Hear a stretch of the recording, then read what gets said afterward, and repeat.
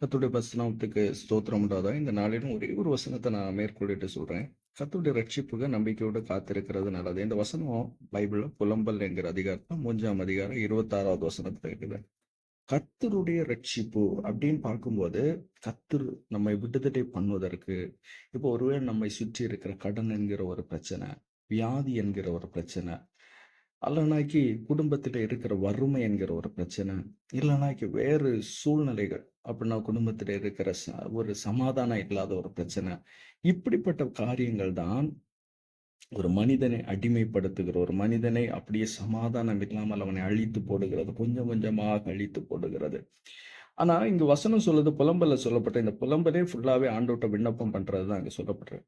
கர்த்தருடைய ரட்சிப்புக்கு காத்திருப்பது நல்லது.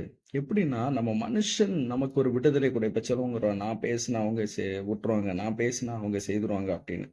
அப்படின்னு சொல்லிட்டு நம்ம மனுஷன் மேல நம்பிக்கை வைக்கக்கூடாது. கர்த்தருடைய ரட்சிப்புக்கு காத்திருப்பது நல்லதுன்னு வசனம் சொல்லுது. கர்த்தருடைய ரட்சிப்பு அப்படின்னா அவர் விடுதலை பண்ணணும். ஆண்டவர் நமக்கு விடுவிக்கணும். அவர் நம்ம விடுவிக்கணும். அதற்கு நம்ம காத்திருக்கணும். அப்படி இருக்கும்போது, நமக்கு ஒரு நல்ல ஒரு விடுதலை ஆண்டவர் கட்டளையிடுவார்.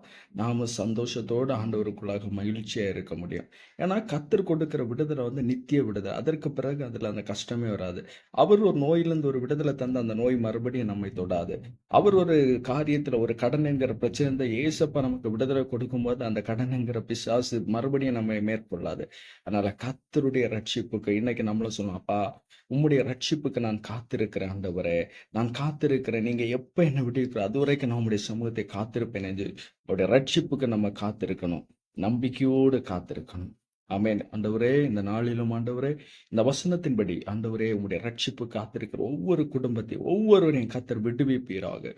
கர்த்தர் விடுதலையாக்குகிறார். உம்முடைய சமூகத்திலிருந்து ரட்சிப்பு எங்களுக்கு வரட்டும் ஆண்டவரே. எங்கள் குடும்பங்கள் எல்லாரும் உம்முடைய கரத்தில் ஒப்புக் கொடுக்கிறோம். மீட்பு இயேசுவின் நல்ல பிதாவே. ஆமென்.